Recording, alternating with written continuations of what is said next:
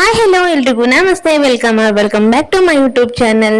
ಇನ್ನೇನು ನನ್ನ channel subscribe ಮಾಡಿದ್ರೆ ಹಾಗೆ ನೋಡ್ತಾ ಇದ್ರೆ ನೋಡಿ, ಹೋಗಿ ಬೇಗ ಸಬ್ಸ್ಕ್ರೈಬ್ ಮಾಡ್ಕೊಳ್ಳಿ. ಹಾಗೆ ಈ ಒಂದು ಕಡಲೆ ಬೀಜನ ಎಷ್ಟು ಲೋ ಫ್ಲೇಮ್ ಅಲ್ಲಿ ಇಟ್ಟು ನಾವು ಡ್ರೈ ರೋಸ್ಟ್ ಮಾಡಿದ್ರು ಬೇಗನೆ ಸೀದೋಗ್ಬಿಡುತ್ತೆ ಅನ್ನೋವರೆಗೆ ಈ ಒಂದು ವಿಡಿಯೋ ಡೆಫಿನೆಟ್ಲಿ ಯೂಸ್ ಆಗುತ್ತೆ. ಹಾಗೆ ಕಡಲೆ ಬೀಜನ ಉರಿಯುವಾಗ 2-3 ಸ್ಪೂನ್ ಅಷ್ಟು ನಾವು ಉಪ್ಪು ಹಾಕ್ಬಿಟ್ಟು ಕಡಲೆ ಬೀಜ ಉರಿಯೋದ್ರಿಂದ ಯಾವುದೇ ಕಾರಣಕ್ಕೂ ಕಡಲೆ ಬೀಜ ಸೀದೋಗೋದಿಲ್ಲ. ತಿನ್ನೋಕ್ಕೂ ಸಹ ಅಷ್ಟೇ ಟೇಸ್ಟಿಯಾಗಿ ಬಂದಿರುತ್ತೆ. ಶೇಂಗಾ ಬೀಜ ಕಲರ್ ಸಹ ಅಷ್ಟೇ ಎಷ್ಟು ಚೆನ್ನಾಗಿ ಬರುತ್ತೆ ನೋಡಿ. ಹಾಗೆ ಯಾವುದೇ ಕಾರಣಕ್ಕೂ ಸೀದೋಗೋದಿಲ್ಲ. ಕೆಲವೊಂದಿಷ್ಟು ಜನಕ್ಕೆ ತುಂಬಾನೇ ಟೆನ್ಷನ್ ಇರುತ್ತೆ, ಎಷ್ಟೇ ಲೋ ಫ್ಲೇಮ್ ಅಲ್ಲೇ ಇಟ್ಟು ನಾವು ಕಡಲೆ ಬೀಜ ಡ್ರೈ ರೋಸ್ಟ್ ಮಾಡುವಾಗ ಪಟ್ ಅಂತ ಸೀದೋಗ್ಬಿಡುತ್ತಲ್ಲ. ನಾನು ಸಹ ಅಷ್ಟೇನೆ ಮುಂಚೆ ಎಲ್ಲ ಹಾಗೆ ಹುರ್ಕೊಳ್ತಾ ಇದ್ದೆ. ಅದು ಲೋ ಫ್ಲೇಮ್ ಅಲ್ಲೇ ಇಟ್ಟು ನಾವೇ ಹುರ್ಕೊಂಡ್ರು ಸಹ ಅಷ್ಟೇನೆ ಪಟ್ ಅಂತ ಸೀದೋಗ್ಬಿಡುತ್ತೆ. ಹಾಗೆ ಸೀದೋದ್ರೆ ಅದೊಂಥರ ಕಹಿ ಆಗಿ ಬರುತ್ತೆ, ಅಷ್ಟೊಂದು ಟೇಸ್ಟ್ ಸಹ ಆಗೋದಿಲ್ಲ. ಹಾಗಾಗಿ ನಾನು ಈ ಒಂದು ಟಿಪ್ ನ ಫಾಲೋ ಮಾಡ್ಕೊಂಡ್ ಬಂದಿದ್ದೀನಿ. ತುಂಬಾನೇ ಚೆನ್ನಾಗಿ ಬರುತ್ತೆ, ಯಾವುದು ಸಹ ಒಂದು ಸಹ ಕಡಲೆ ಬೀಜ ಸೀದೋಗೋದಿಲ್ಲ.